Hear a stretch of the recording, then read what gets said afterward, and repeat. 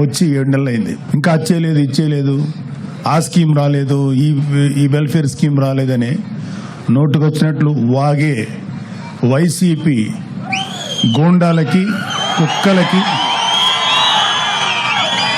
YCP సన్నాసులకి ఒక విషయం చెప్ప,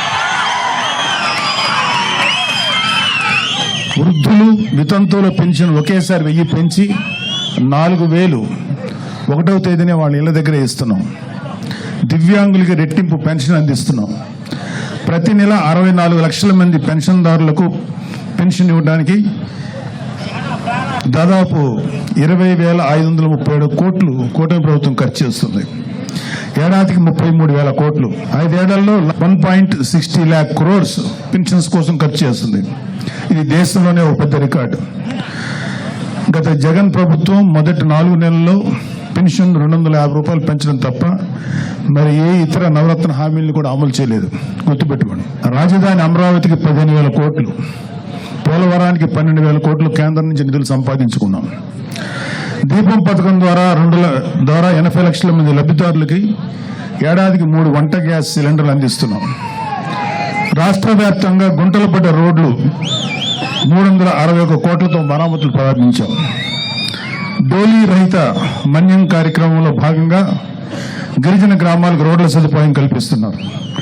గిరిజన ప్రాంతాల్లో అత్యవసర వైద్యం కోసం ఫీడర్ అంబులెన్స్లు ఏర్పాటు చేశారు. మెగా డిఎస్సి ద్వారా యువతకి 16,347 ఉపాధ్యాయ నియామకాలు, 6,100 పోలీసు ఉద్యోగాల నియామకాలకి చర్యలు చేపట్టారు. ఉచిత ఇసుక సరఫరా వల్ల పేదల మీద ఆర్థిక భారం పడకుండా చూశారు. చెత్త పన్ను, ల్యాండ్ టైటిలింగ్ యాక్ట్ రద్దు చేశారు.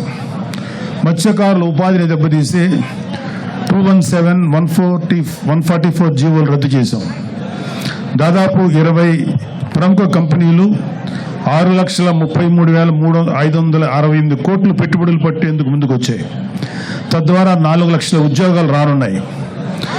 48 గంటల్లో ధాన్యం కొనుగోళ్లు సొమ్ము రైతు ఖాతాలో జమ చేస్తున్నారు. విత్తనాలు, ఎరువులపై రాయితీలు అందజేస్తున్నాం. 4,500 కోట్లతో 13,000 పంచాయతీల్లో 30,000 పనులకు శ్రీకారం చుట్టారు. ఉపాధి హామీ పథకం ద్వారా 7,315.74 కోట్లు కేంద్రం నుంచి విడుదలయ్యేలా చేశారు. విశాఖ రైల్వే జోన్కు 52 ఎకరాలు పూర్తి హక్కులతో కేటాయించారు. విశాఖ ఉక్కు పరిరక్షణకు చర్యలు తీసుకుంది.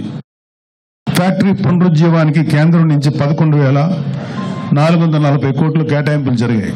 విశాఖలో టీసీఎస్ డేటా సెంటర్ ద్వారా 10,000 ఉద్యోగాలు